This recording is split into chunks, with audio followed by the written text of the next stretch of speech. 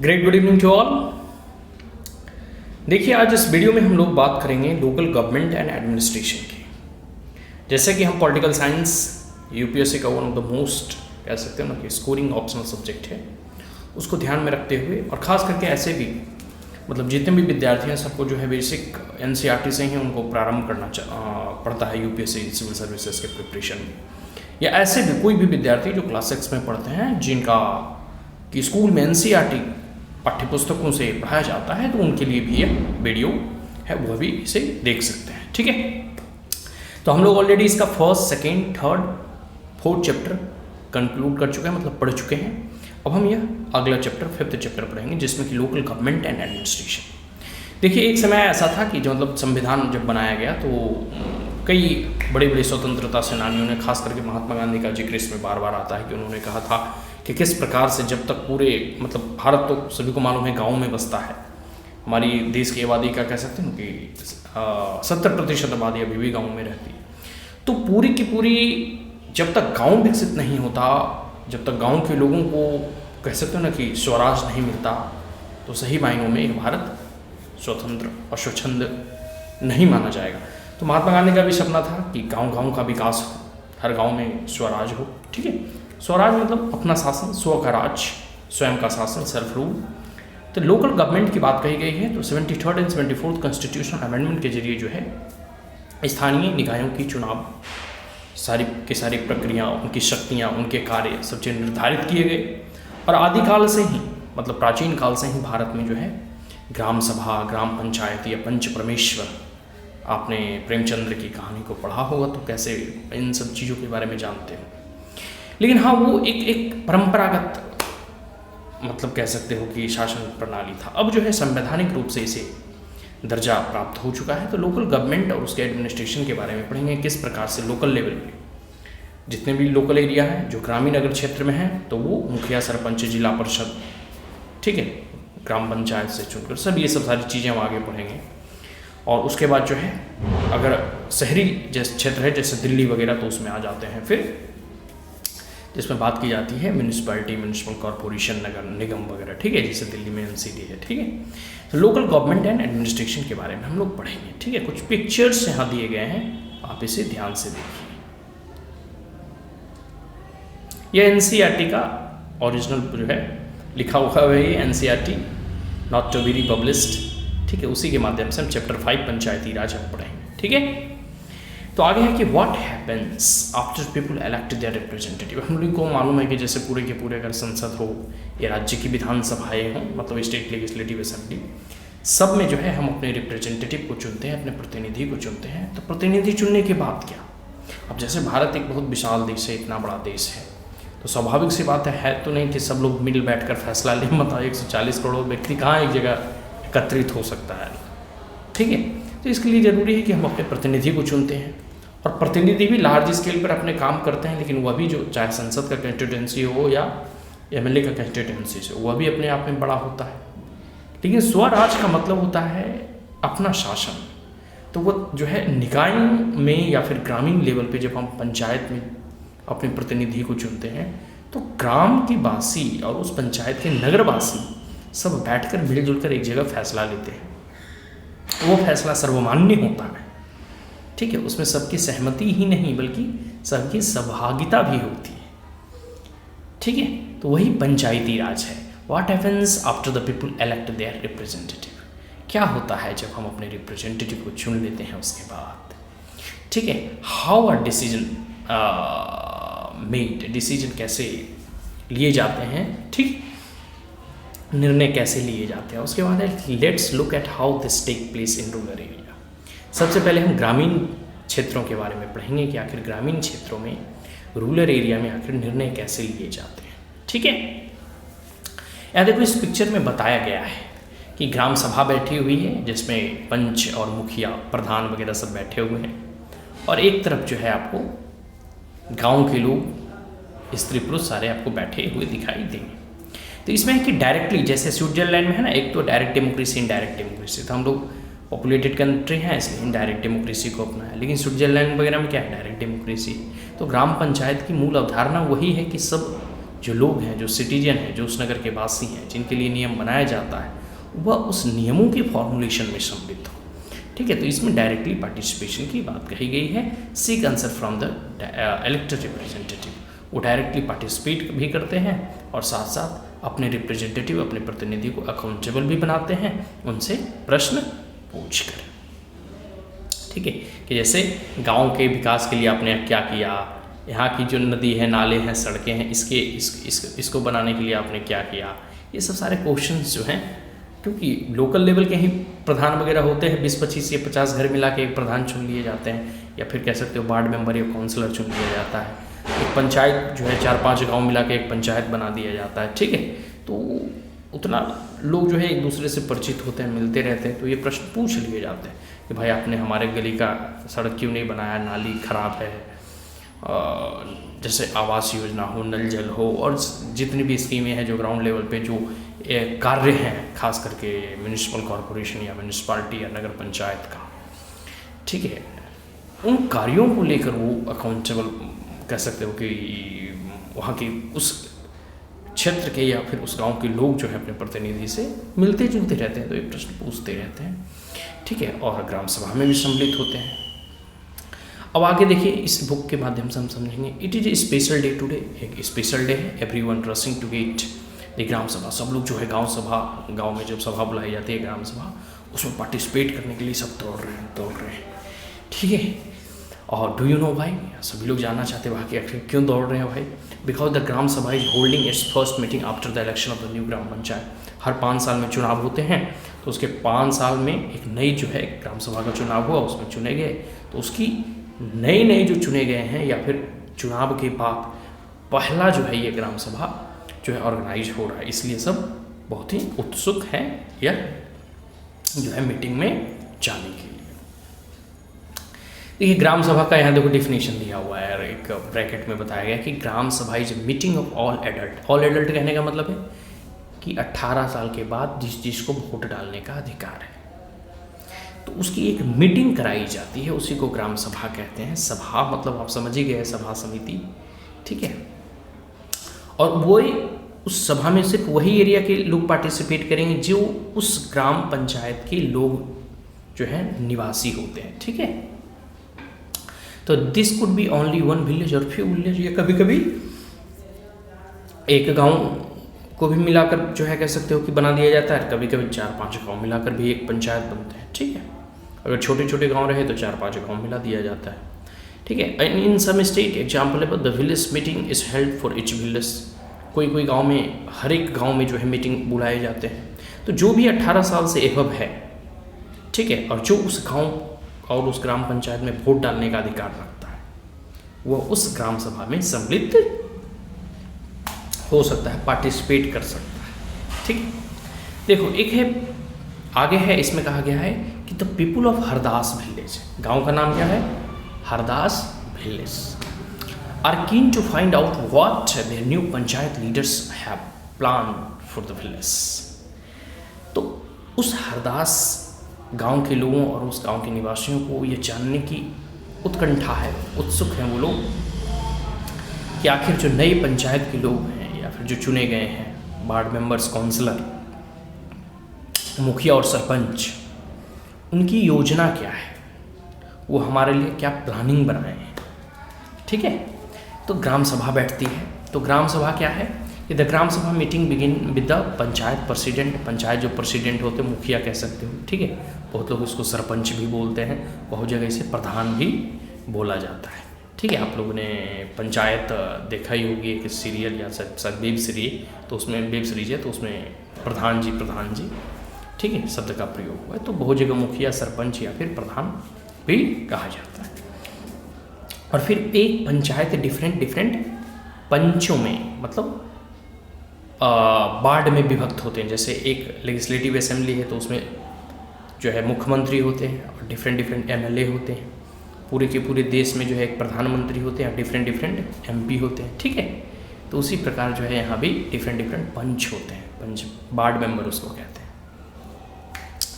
तो सब जो है डिफरेंट एरिया को एक स्पेसिफिक एरिया में वार्ड बना दिया जाता है कि वार्ड 1, 2, 3, 4, 5 करके ऐसे।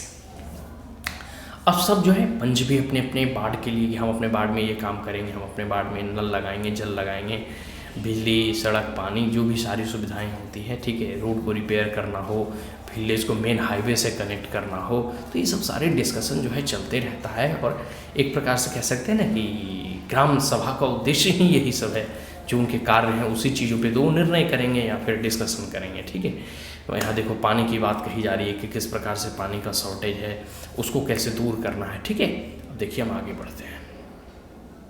अब हम देखिए बात किया गया है, इस बॉक्स वाला पहले पढ़ लेते हैं कि every village panchayat is divided into ward. ये हमने पहले ही बता दिया था, इसको अधिक बताने की जरूरत नहीं। स्मॉलर एरिया, ठीक है।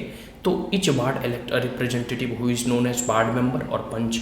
सभी वार्ड जो एरिया होते हैं, ठीक है, जैसे राज्य की विधानसभाएं या केंद्र में जो है एमपी चुने जाते हैं, तो वैसे ही वहाँ पंच चुने जाते हैं, जिसको वार्ड मेंबर बोलते हैं। और फिर जो है कि all the member of gram सभा ऑल्सो इलेक्ट सरपंच, और सभी जो है एक सरपंच को भी चुनते हैं, जो कि सारे पंचों का प्रेसिडेंट होता है, ठीक है। और समझ में आया, जिसको मुखिया बोलते हो आप लोग।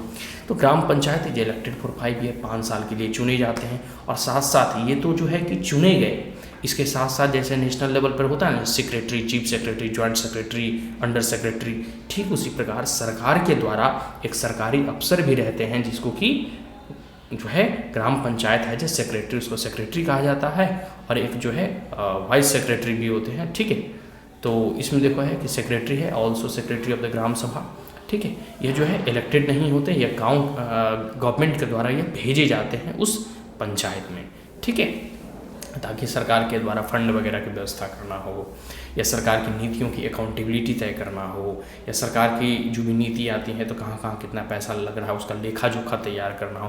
देखो कई बार होते हैं कि जैसे गांव के मुखिया सरपंच उतने पढ़े लिखे नहीं हैं, ठीक है, जनता के द्वारा वो चुने गए हैं, जनता के प्रतिनिधि हैं, तो सेक्रेटरी का काम होता है सब चीज़ का लेखा जोखा तैयार रखना, उसे गिनना, मतलब सब चीज़ को बही खाता जो करना, ये सब सारी चीज़ें जो है करना, ठीक है। तो वही है ग्राम सेक्रेटरी जो है सरकार के द्वारा भेजा जाता है, ठीक है। और ग्राम सेक्रेटरी ही मीटिंग वगैरह को बुलाता है, कहाँ मीटिंग होगा और क्या क्या उस मीटिंग में निर्णय लिए गए, ठीक है, और क्या क्या कह सकते हो कि उस मीटिंग में कितने लोग सम्मिलित हुए, क्या क्या चीज़ उसका निष्कर्ष निकला, ठीक है। ये सब सारी चीज़ें जो है सेक्रेटरी का ही काम होता है। आगे देखो है कि विलेज कॉल्ड तीजा, एक तिजिया विलेज है, तिजिया, ठीक है, एक विलेजर है, तो विलेज नहीं विलेजर मतलब उस गांव के लोग, ठीक है। Begin the meeting by saying, तो वह मीटिंग जो है प्रारंभ करते हैं पानी को प्रॉब्लम को लेकर। देखो अक्सर जो है कहा जाता है, एक स्टोरी में कहा गया कि आगामी जो विश्व युद्ध होगा वो पानी को लेकर होगा, मतलब जो थर्ड वर्ल्ड वार होंगे, वो जो तीसरा जो विश्व युद्ध होगा वो पानी की समस्याओं को लेकर होगा। तो तिजिया है नाम, एक उसी गांव की है, ठीक है। तो उन्होंने पानी के प्रॉब्लम्स को जो है उठाया, पानी का मुद्दा उठाया कि भाई हरदास विलेज जो है वहाँ पानी का बड़ा मतलब जल का बड़ा संकट है, ठीक है। जो हैंडपम्प होते हैं ना, वैसे चापाकल वगैरह गांव वगैरह में यही ज़्यादा मिलता है, उसका जो लेयर है वो भाग जाता है तो उसमें पानी ही नहीं आता है, ठीक है।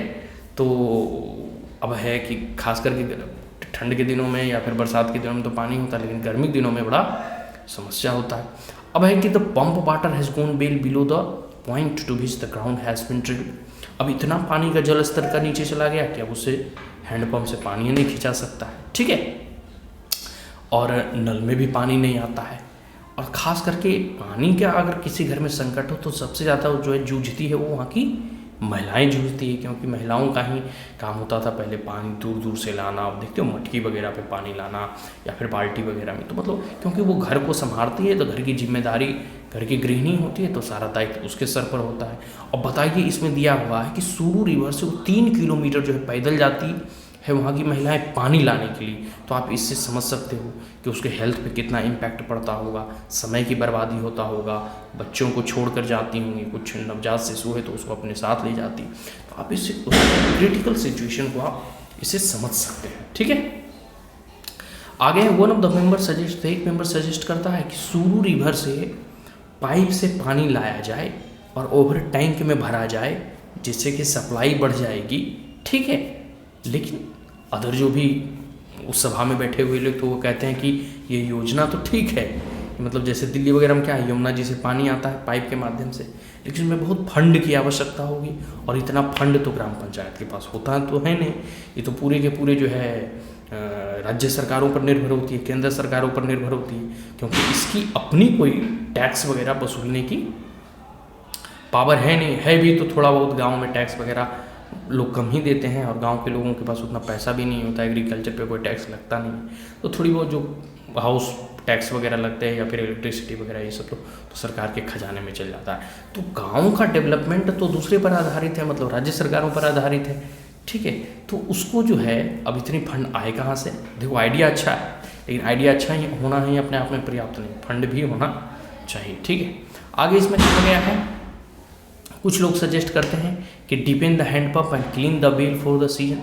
कुछ लोगों का मानना है कि चलो इस बार जो है हैंडपम्प को और नीचे गहरा खोदा जाए, और जो कुआं वगैरह उसको और गहराई से खोद दिया जाए, ताकि जो है पानी वगैरह हम स्टोर करके रख सकें और अगले सीजन में यूज कर सकें। लेकिन फिर कुछ लोग कहते हैं ना ना ना, इससे काम नहीं चलेगा भाई, ठीक है, हमको कुछ परमानेंट सोचना होगा। कहने का मतलब है कि ये तो टेम्प्रोरी उपचार तो चलो मान लो साल भर 6 महीना के लिए चलेगा, लेकिन आने वाले फिर जो है गर्मी के दिनों में पानी की समस्याओं से जूझना होगा, तो हमें जो है ना परमानेंट इलाज करना होगा। इसकी जो है ग्राम सभा में चर्चा होती है, ठीक है। आगे वो कहते हैं कि we are using more water than is seeping into the ground. स्वाभाविक सी बात है, पानी की किल्लत तभी होती है जब जितना पानी हम खपत करते हैं, तो वाटर जैसे नीचे ज़मीन में सोखता है वो कम सोखता है और हम खपत अधिक करते हैं, जनसंख्या वगैरह बढ़ रही है या फिर बहुत सारे कारण हैं, क्लाइमेट चेंज वगैरह, ठीक है। तो अब देखिए एक और मेंबर है अनवर, वो कहता है कि every one that he has way of conserving water and recharging refilling it in a village in Maharashtra where he had once gone visit his brother. It was a watershed development and he had heard that the government gave money for his work.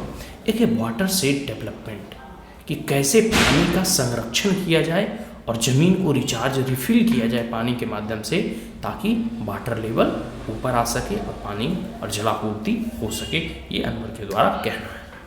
आगे है उसके brother के village में बहुत लोग जो है plantation का काम करते हैं, मतलब ट्री को प्लांट करते हैं, चेक डैम बनाते हैं ताकि जो बारिश की पानी है उसको रोक कर रखा जा सके, और बड़े बड़े टैंकों का निर्माण करते हैं ताकि जब बारिश हो तो उसमें पानी जो है संरक्षण हो, उसका पानी का कैसे तो संवर्धन हो, उस टैंक में स्टोर किया जाए।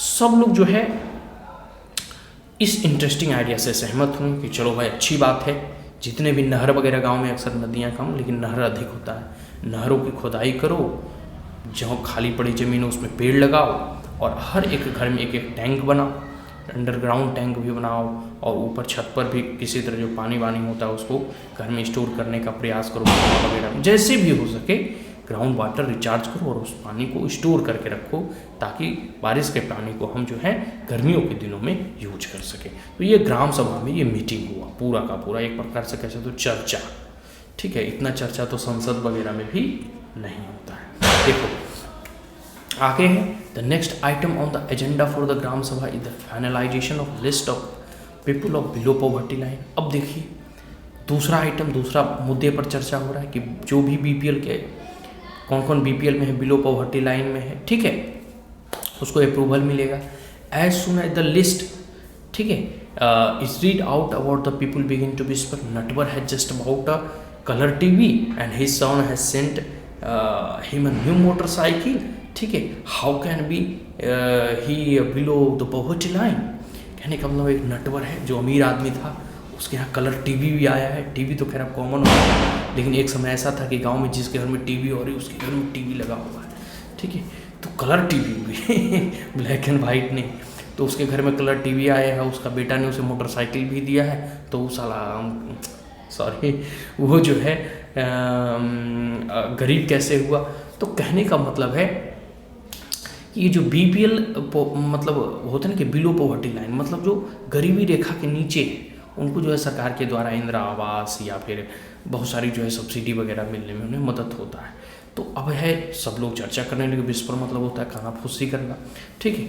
आगे how can he be the below poverty line. आगे Surajmal matters to the person sitting next to him.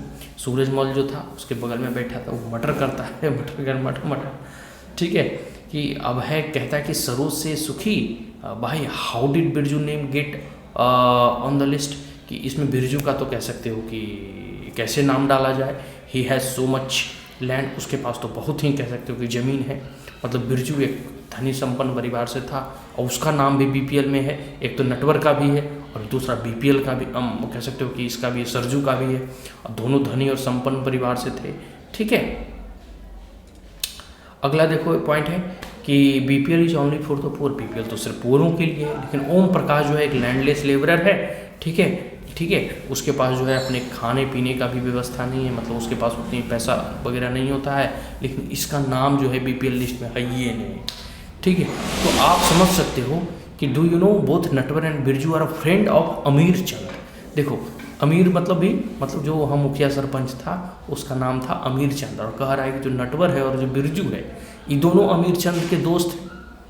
ठीक है, और अमीर चंद मुखिया सरपंच है। अब कह सकते हो कि भाई इस अमीर चंद के, क्योंकि मुखिया सरपंच जो है सिर्फ कह सकते हो ना कि सरपंच नहीं होते, गांव की असलियत जो गांव में रहते हैं उनको मालूम है कि वो लोग दबंग होते हैं। ठीक है, उनके पास बहुत पैसा और ज़मीनें होती हैं।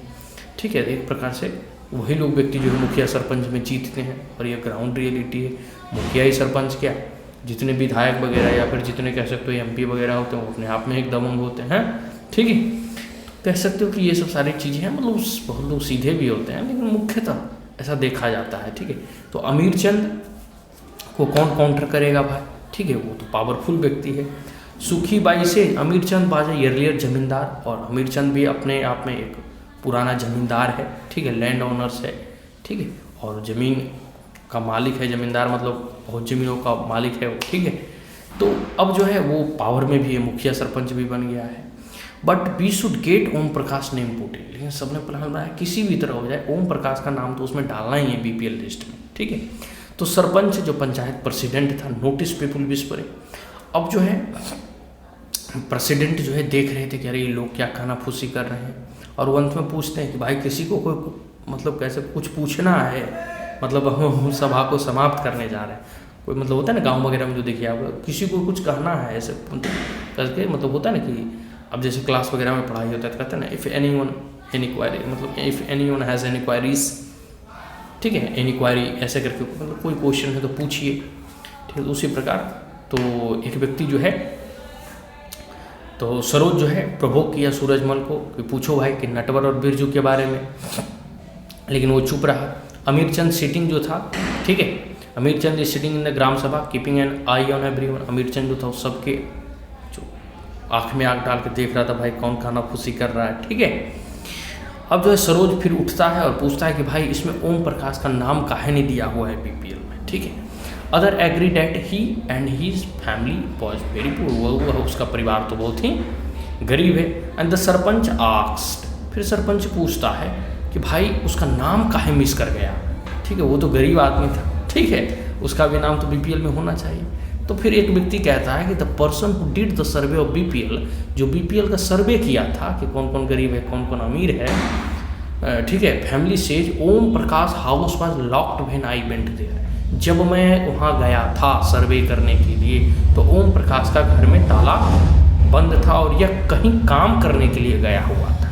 ठीक है, उसके बाद सरपंच कहता है, मतलब इंस्ट्रक्शन देता है कि जाओ जाओ जाओ भाई, मतलब सरपंच साहब कहते हैं यहाँ पे कि that the Om Prakash family income be looked, Om Prakash का एक बार फैमिली इनकम देख लिया जाए, अगर वो बीपीएल से कम है जो निर्धारित की गई है सरकार के द्वारा, अगर कम है तो उसको भी बीपीएल के लिस्ट में शामिल कर लिया जाए। तो अब देख लिया आपने ग्राम सभा कैसे होता है, क्या क्या कैसे निर्णय लिए जाते हैं। ठीक है, जो अमीर आदमी था बिरजू, हाँ अमीर आदमी कौन कौन था आपने देखा, नटवर जिसके पास टीवी था, सूरजमल नटवर था, और एक और अमीर कौन था भाई, बिरजू, बिरजू नटवर एंड बिरजू, ये दोनों अमीर लोग थे। इन लोगों को कह सकते हो कि बीपीएल में डाल दिया गया था, जो ओम प्रकाश था उसको बीपीएल में नहीं डाला गया था।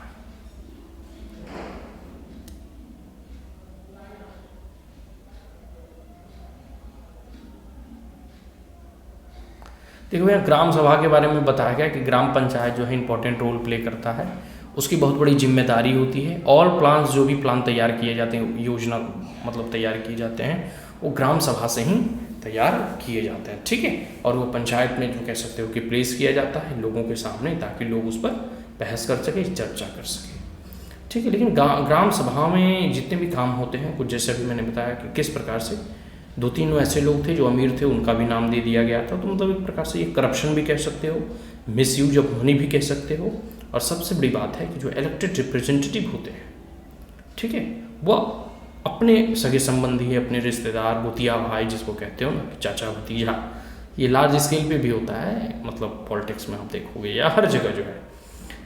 तो ये सब जो है ना एक प्रकार से मिसयूज है, जो वो अपने पावर को मिसयूज करते हैं। खैर लोकल लेवल पे कम से कम जैसे ओम प्रकाश के बारे में अगर सभी लोग मिलकर अगर आवाज़ उठाएं तो उनका नाम इंक्लूड हो गया। यह एक सामूहिक शक्ति का प्रदर्शन है।